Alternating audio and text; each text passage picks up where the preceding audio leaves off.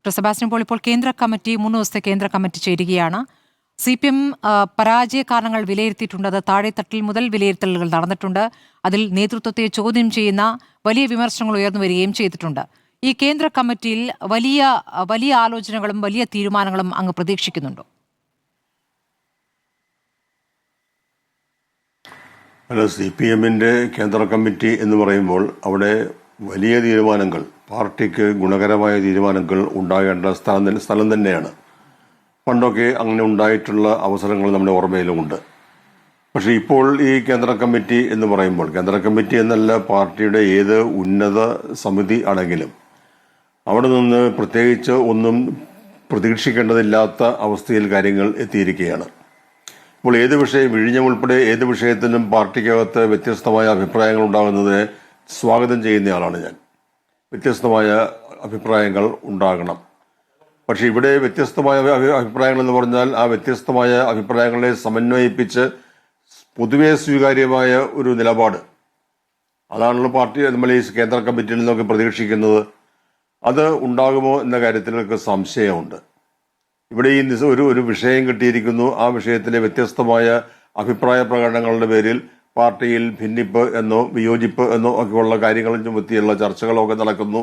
അതിലൊന്നും ഫലപ്രദമായി നേരിടുന്നതിന് കഴിയാത്ത നിർജീവമായ ഒരവസ്ഥയിൽ പാർട്ടി എത്തിയിരിക്കുന്നു. ഇന്നിപ്പോൾ പാർട്ടിയുടെ ജനറൽ സെക്രട്ടറിയുടെ സംസാരം കേട്ടതിന് ശേഷവും നമുക്ക് വലിയ പ്രതീക്ഷയൊന്നും തോന്നുന്നില്ല.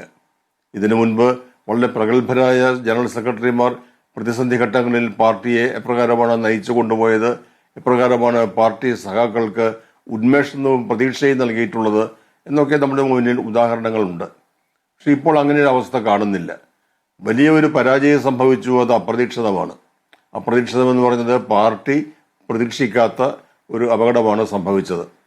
പക്ഷെ അതിൻ്റെ ഒരു ആഘാതം സ്വാഭാവികമായും ഉണ്ടാവും. പക്ഷെ ആ ആഘാതത്തിൽ നിന്ന് കരകയറുന്നതിനുള്ള ഉൾക്കരുത്ത് ഉള്ള പ്രസ്ഥാനമല്ലേ ഈ കമ്മ്യൂണിസ്റ്റ് പാർട്ടി എന്ന് പറയുന്നത്.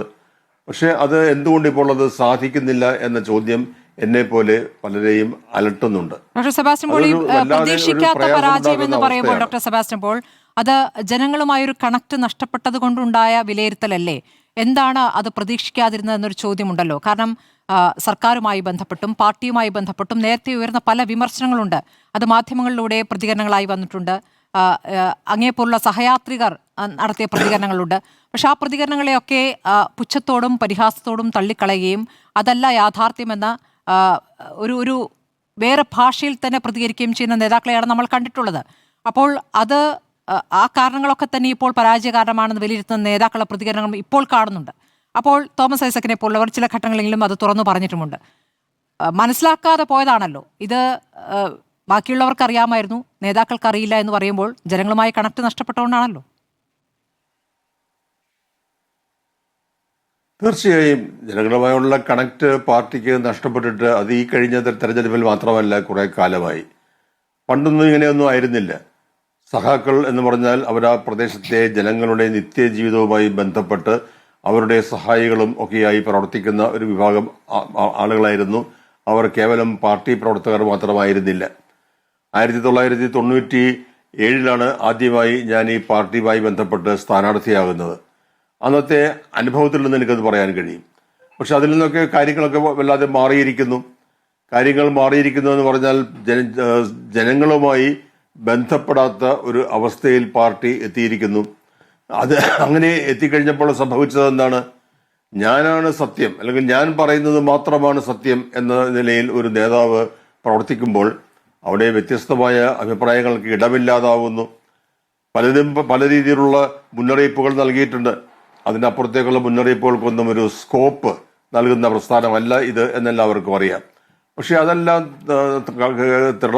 തള്ളിക്കളയുകയും തെരഞ്ഞെടുപ്പിന്റെ തൊട്ട് മുമ്പ് വരെ 80 സീറ്റ് കിട്ടും എന്ന ഉറച്ച വിശ്വാസത്തിൽ കഴിഞ്ഞ ഒരു മുഖ്യമന്ത്രി അല്ലെങ്കിൽ പിണറായി വിജയനായിരുന്നു അന്നുണ്ടായിരുന്നത്. അത് തന്നെയായിരുന്നു പാർട്ടിയുടെയും പ്രതീക്ഷ. അപ്പോൾ അങ്ങനെയുള്ള പ്രതീക്ഷ എന്ന് പറയുമ്പോൾ എന്താ അതിന്റെ അടിസ്ഥാനം അവിടെ? അപ്പോൾ അതിൻ്റെയൊക്കെ കാരണങ്ങളുണ്ട്. അതല്ലേ ഇപ്പോൾ പഠിക്കേണ്ടത്. തങ്ങളുടെ പ്രതീക്ഷയ്ക്ക് അനുസൃതമല്ലാത്ത, അതിന് വിപരീതമായ ഒരു ഫലം എങ്ങനെ ഉണ്ടായി എന്ന കാര്യമല്ലേ പാർട്ടി പഠിക്കേണ്ടത്. അത് പഠിക്കുന്നതിനുള്ള യാതൊരു ശ്രമവും ഇല്ലാതെ മുൻപ് പാർട്ടി എങ്ങനെയായിരുന്നുവോ അതേ രീതിയിൽ തന്നെ തുടർന്നു പോകുന്നതിനുള്ള ശ്രമമാണ് ഇപ്പോൾ കണ്ടുകൊണ്ടിരിക്കുന്നത്. അത് ഈ പാർട്ടിയിലും ഇടതുപക്ഷ പ്രസ്ഥാനങ്ങളിലും പ്രതീക്ഷ അർപ്പിക്കുന്നവരെ സംബന്ധിച്ച് വലിയ തോതിലുള്ള നിരാശയ്ക്ക് കാരണമാകുന്നുണ്ട്.